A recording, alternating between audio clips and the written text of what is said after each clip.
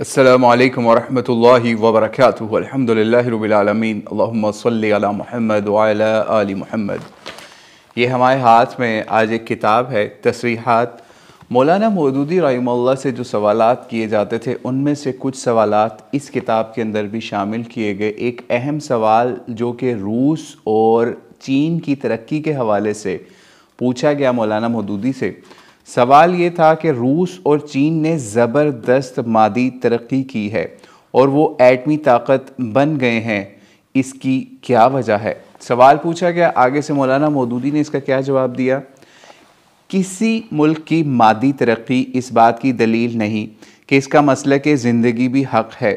اشتراکی ممالک میں تمام اختیارات ایک پارٹی کے ہاتھ میں ہوتے ہیں اور لوگوں کو بھوکا مار کر جنگی جنون پیدا کیا جاتا ہے۔ یہ بات بھی سمجھ لیجئے، ہمہ جہتی ترقی روس میں ہوئی ہے اور نہ چین میں۔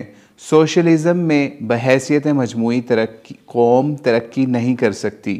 روس اور چین کا ایٹمی طاقت بن جانا سوشلزم کی حقانیت کی دلیل نہیں، ورنہ امریکہ ان دونوں سے زیادہ ترقی یافتہ ہے۔ تو کیا سرمایہ داری کو برحق یا حق مان لیا جائے؟ Question mark.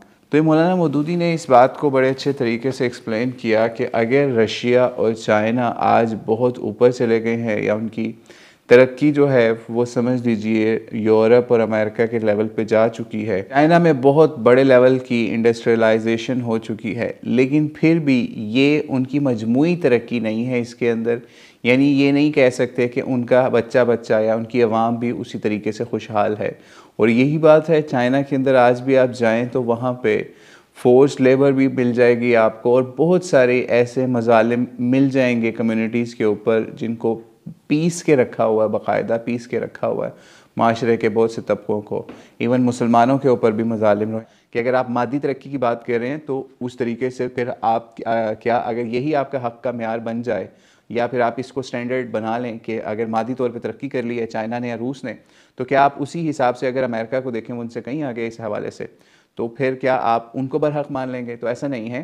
جو ان کے اندر آج بھی بہت سے معاشرے کے طبقات جو ہیں وہ پسے ہوئے ہیں، روس میں بھی اور چائنا میں بھی۔ جیسے چائنا کے اندر تو بہت زیادہ ایسے معاملات ہیں، بہرحال اگر کبھی وقت ملا تو اس کے اوپر علیحدہ سے نشست کریں گے انشاءاللہ۔